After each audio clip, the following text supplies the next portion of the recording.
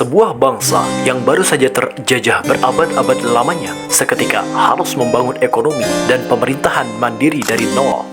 Di tengah kekacauan, krisis, inflasi, ketiadaan alat tukar, kebingungan di dalam struktur pemerintahan, berdirilah satu sosok, seorang pria dari Minahasa dengan latar belakang hukum Eropa yang menandatangani uang pertama Republik Indonesia dan ikut merumuskan dasar negara. Dia adalah Alexander Andreas Maramis. Tapi siapa di balik nama itu? Dan bagaimana sebuah tinta tanda tangan bisa menandai kebangkitan sebuah bangsa? Alex, demikian panggilan akrabnya. Lahir di Manado pada 20 Juni 1897 dari keluarga terpandang di Minahasa dalam lingkungan yang menghargai pendidikan dan tradisi. Sejak kecil, Alex menempuh pendidikan Belanda di ELS di Manado, lalu melanjutkan sekolah menengah HBS di Batavia, sebuah masa ketika hanya sedikit pribumi yang bisa menembus jalur pendidikan tinggi. Pada tahun 1919, Alex berangkat ke Belanda menempuh pendidikan di Universitas Leiden, mengambil jurusan hukum. Di sanalah dia belajar mengenai ideologi kebangsaan, bergabung dengan organisasi pelajar atau yang disebut dengan Perhimpunan Indonesia, dan pada tahun 1924 dia lulus sebagai Master in the Rechten. Kembali ke Indonesia, Alex memulai karir sebagai pengacara. Awal mula ia bertugas di Semarang, lalu di Palembang, menyelami realita hukum kolonial, ketidakadilan, dan dinamika masyarakat. Ketika dunia bergejolak akibat Perang Dunia Kedua dan penjajahan bergeser menuju kekacauan, Alex melihat ini saatnya bukan hanya memperjuangkan keadilan lewat hukum, tapi bagaimana sebuah bangsa harus dibentuk.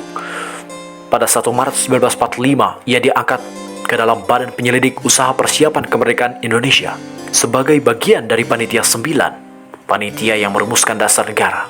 Alex ikut merumuskan dasar ideologi bangsa dan naskah awal konstitusi, termasuk bagian yang kemudian dikenal sebagai Piagam Jakarta. Akan tetapi, konflik tak hanya ada secara politik, namun lebih kompleks. Di satu sisi, ada warisan kolonial, struktur ekonomi yang remuk, masyarakat yang rindu kemerdekaan, dan di sisi lain, tugas besar membangun negara dari titik nol, hukum, pemerintahan, mata uang, dan ekonomi. Alex paham, kemerdekaan sejati tak cukup hanya dengan proklamasi, melainkan butuh fondasi nyata. Ketika proklamasi kemerdekaan telah dibacakan, muncul tantangan besar. Indonesia belum punya mata uang sendiri. Mata uang Jepang bekas pendudukan atau mata uang kolonial Belanda masih beredar, menandakan lambang ketergantungan ekonomi tidak layak bagi republik yang baru merdeka. Disinilah peran Alex menjadi krusial. Sebagai Menteri Keuangan, ia mengambil tanggung jawab berat, yaitu dengan mencetak mata uang nasional pertama. Tak butuh waktu lama, akhirnya pada 30 Oktober 1946, mata uang pertama Republik Indonesia resmi diluncurkan. Uang kertas ini menggantikan mata uang lama dengan tanda tangan Alex selaku Menteri Keuangan terpampang pada seri uang itu.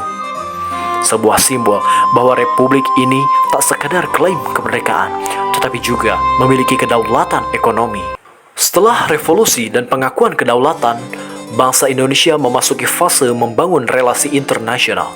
Alex pun dipanggil untuk menjalankan tugas ke luar negeri, bukan lagi sebagai politisi dalam negeri, tetapi sebagai diplomat.